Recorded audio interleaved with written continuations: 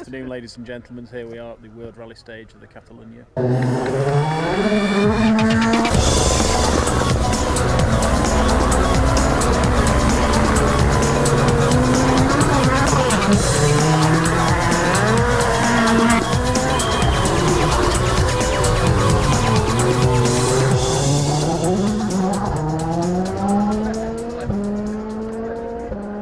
Let me introduce myself.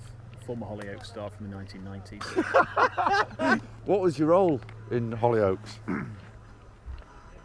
Boy in bar, sat in, dog in the pond.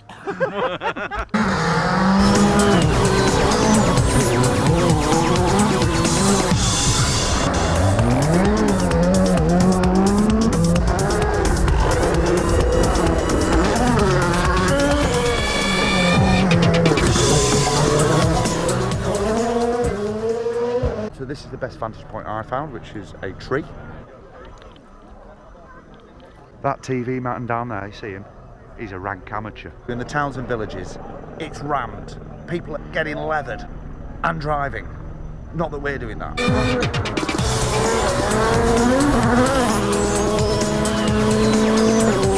The crowd's electric.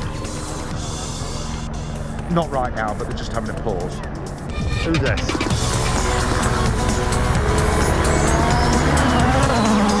Damien's beside himself, he's down the bottom of this tree. Give us a wave, Damo. Give us a wave. He's making friends with the locals. He does that very well. We need him to, because most of the time we're offending them. In fact, to get to this spot here, we went through the vineyards.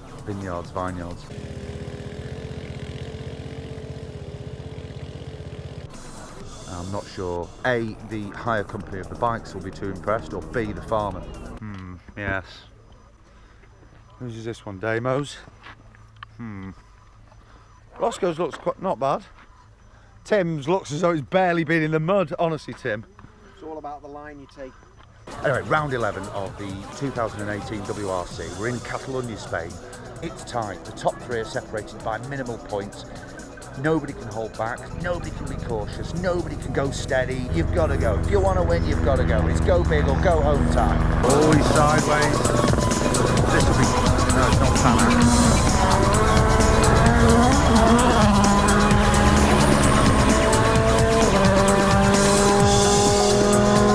Jari Latvala. I don't know whether you know anything about Jari Latvala, but he does a lot of talking.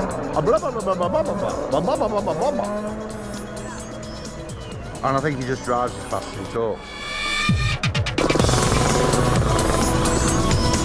If that chopper gets any lower, I'll be in trouble.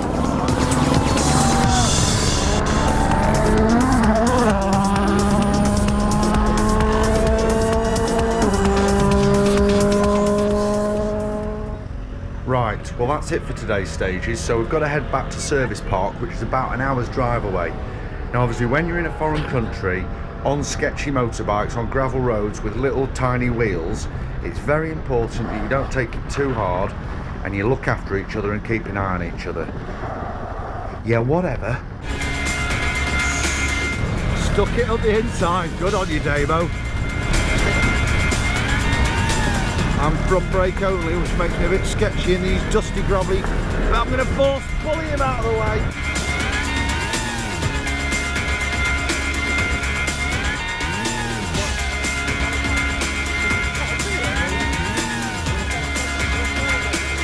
It's also going to test my driving one-handed, but anyway. And I'm at the back, so if I fall off, they won't notice. Plus the bastards. They'd leave you behind in a heartbeat. Obviously, having done 10 years in the Boy Scouts, I know never to leave a man behind. But these boys would.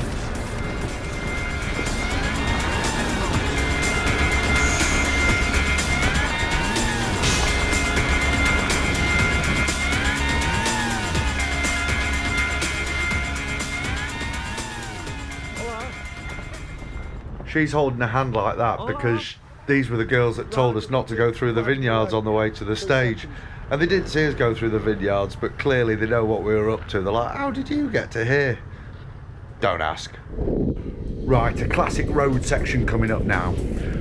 These peds are 125cc, but surprisingly enough, they go quite well. I mean, 120 kilometres an hour. What's that, 70 miles an hour? That'll do, won't it? As Australian Formula 1 commentator Mark Webber always says, it's just about who's got the minerals. You just got to get into the tuck position. David Stagg there, demonstrating it beautifully. Right, here comes Timothy, and I'm on the faster bike. He hasn't seen me. I'll just show him my face before I leave him. See ya! He'll be fuming down. And here's Damo, who was our navigator, so you weren't really meant to pass him, but stuff that. You're having it, Damo. Oh, he's hunkered down on the bike a bit. He's livid. He's coming back at me. Look at that. There he go. Oh, and Tim's come past me as well. They hate it, don't they? They hate it. You can just see him mouth the words, living the dream, living the dream. That is a man at one with his world. What's not to love?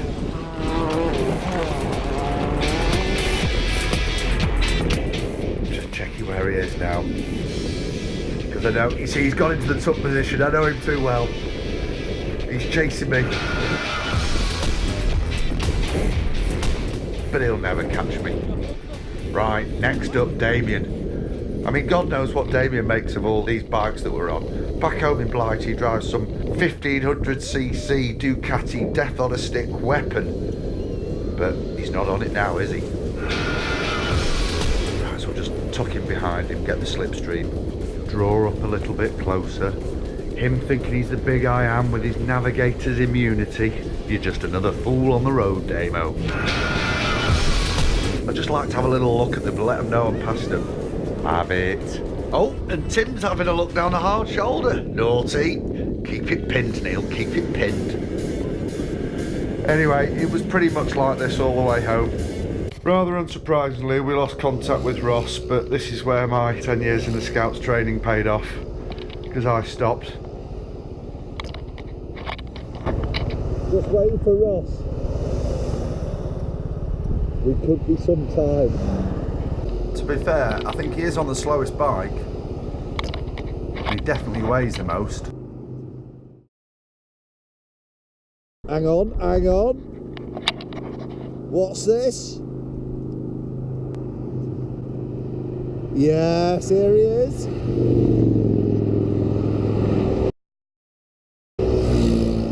Don't want to get a bollocking, do we?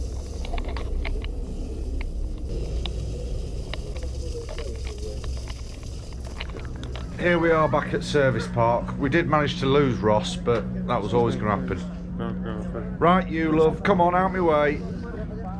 And you, shift it. Cheers, love, let me through. Coming through. Oh yeah. Look what we've got. M Sport Ford VIP passes. Woohoo! Yeah, everyone here is VIP. Those two there, VIPs. Honestly, might not look it, but they are. Less of a car, more of a spaceship or moon buggy. Well, this was all getting seriously impressive now. They had 1.25 hours to change the car from a gravel setup to an asphalt setup, which involved, amongst everything else, removing the gearbox, amongst everything else. So it was all a bit crazy and intense and just incredibly impressive, and none of the mechanics spoke and they just got on with it. We all found this really impressive, all of us except one, Roscoe, who, true to type, didn't move more than 5 yards from the buffet trolley. Well, he is grazing as well. I don't know where he puts it now, do you? No, I can't think. There's a lot of you. I'm having some fruit. Whilst I want a 5 a day. What about if OJ wants some tangerines? There he is, he's having another. Just the one. I've had a plum first. That's a tangerine. Yeah. Plums. Just fancy a tangerine. You might look a bit bloated at the moment. That's just part of the fruit adaptation diet. Now you might ask yourselves, how have 5 scrots from Macclesfield on a Boddington's bitter budget got the way into VIP area of M Sport Ford? Stood next to 6-time world champion Sebastian Ogier and M Sport Ford owner Malcolm Wilson, eating all the free food, drinking all the free coffees. Actually, note to Malcolm, there was no beer. Can we have beer next time we come? Well, actually, it's not so complicated. We all went to school or grew up in some way or other with Chris Fleming Williams. There he is on his mobile phone doing absolutely sweet FA. Being our man on the inside, we rigged him up with a microphone to see what he got up to. Let's have a look at the time. Dave Boy's given me one of his special videos and I need to be getting off and watching it. You fancy it? Depends what time we get done here. Let me have a word with Jock. Jock, do you fancy watching one of Dave Boy's special videos? Bloody right I do. Let's just finish up here and get off, eh? I'll just show Willing for 5 minutes whilst Malcolm's watching. I'll pick up some bits, look busy, and then I'll pick up the video from Dave and oh, I must go and see if Julian wants to watch it. Hey Julian, I've got a right video here. All right, what's it called? I'm not really sure. I think Shaving Private Ryan. Pardon? Shaving Private Ryan. Bloody hell, that sounds a bit rum. It's not for me. You knock yourself out though. Ah, suit yourself. Boring bugger. But fair play to Flemdog, he was pretty useful for giving us the mood in the camp. Happy with the day? We should have had a bigger margin than we have now. Yeah. We're on target for where we want to be for tonight. But the margin on Neville. The margin on Neville should have been another 10 seconds. Yeah. But Seb was adamant he wanted to run on the wets. And we were like, we should... That was Seb's... What, for the afternoon you mean? Yeah, because he says, from what the meteor says, we need to be on there. And we said, we should follow Neville. That's what you said to him, but he was adamant about the full. He said, no, I want to take the wets. So, okay.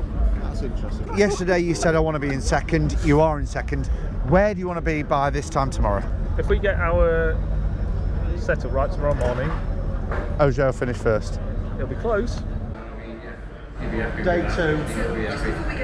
There's something missing. What's missing? No idea. Ross! We're a man down. We've broken one. 5 became 4. Pissing down outside. Just watching the live results come in. And waiting for Seb. OJ. Good luck, Seb. Good luck. Quick word for Silk FM.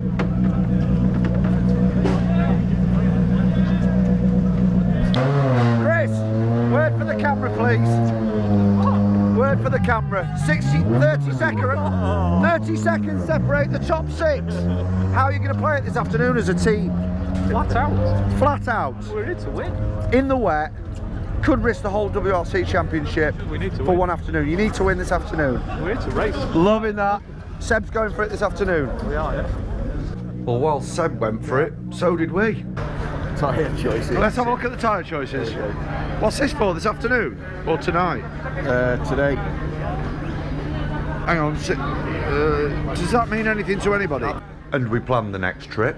If we fly out of Stansted, which granted is a 2.5 hour drive, Yeah, no, we don't. £30 each return for the flight. We better announce it to Malcolm. Good luck this weekend, and the good news is we can join you in Monaco, Finland, and maybe Spain next year as well. How do you feel about that? Flemdog will be like, oh no. And talked utter nonsense. I'm lying there, Dave, trying to go to sleep, and Neil's with one foot on my bed and he's donga. You put it on the right. I don't think I touched it with my hand. I think it had. It's like a golf club. You know the end has a lot more speed Momentum, yeah. than the where your hands hold it. I just whipped it and it just streamed through, didn't it? I'd have cracked it 300 yards if I'd have hit a golf ball. Yeah. Then we got all misty-eyed over some absolute beauties. Oh, no, that's not the right clip. Fair play to anybody who can name all these cars. Damien, I know you can.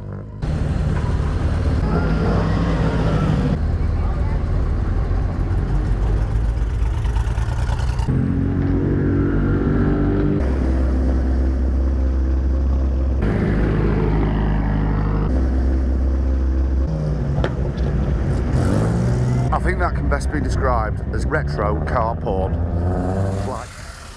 And we got properly giddy when we bumped into the voice of rallying, Colin Clark. Get him over here. Ask him what it's like to be interviewed. We are massive fans. Are you ready? From the kitchen table. We Every lunchtime. bloody love it. Every lunchtime. We do. Yeah. Every lunchtime. Well, you're lucky there's only one every few weeks then, aren't you? 'Cause There's more than that recently. well, yes, because there's been lots to talk about. Yeah. So I listened to it in my car on the way into work in Manchester. Podcast. And Tim experienced his proudest moment ever. I should explain here that Tim prides himself on always looking the dog's danglers, but on a limited budget. Watch. What did you watch? That's a genuine Casio, that. Colin, while you're at it, call 1, 2 and 3 for this weekend's rally. Low. And get in the middle. Is that 3 or? Is that 3 or 1? Yeah. Is low 3 or 1? 1. Low. I'm low 1. I'll tell you why. No, I could be wrong. Because Loeb is the only one that's got nothing to lose. Latvala cannot afford to go off for the manufacturers. Ogier can't afford to go off for the drivers. So I think I love that insight. Sail through. Sail through. At this point, there was mild concern for Ross's whereabouts, who we hadn't seen for a few hours, but we needn't have worried. It was feeding time, so we knew he'd turn up shortly. What have you found there, Roscoe? Hey. Oi. Right, well that was the end of day 2, so we said goodbye to Chris. The boys were going home the following morning, so they wouldn't see Chris again. I was staying on. I put the camera away and we headed off to Salou. With the boys gone, I thought the best place to watch this is in the M Sport tent. Even Colin Clark turned up. M Sport was the place to be really, because Sebastian Ogier could move to the top of the championship. And then Thierry Neuville got a puncture. And bingo, Seb Ogier was now overall leader of the WRC Championship. And everybody at M Sport was all very happy.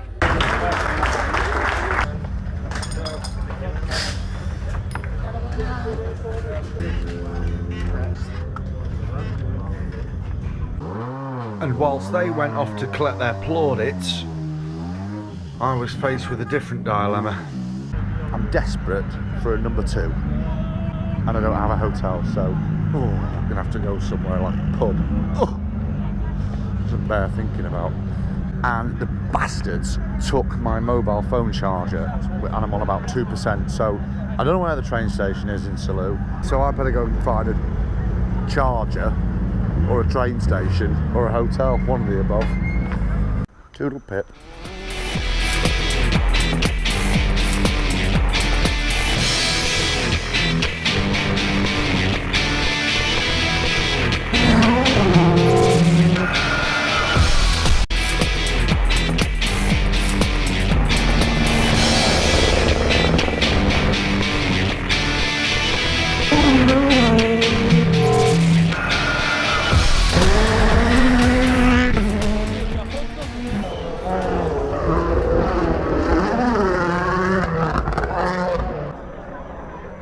I could listen to that noise when I go to sleep.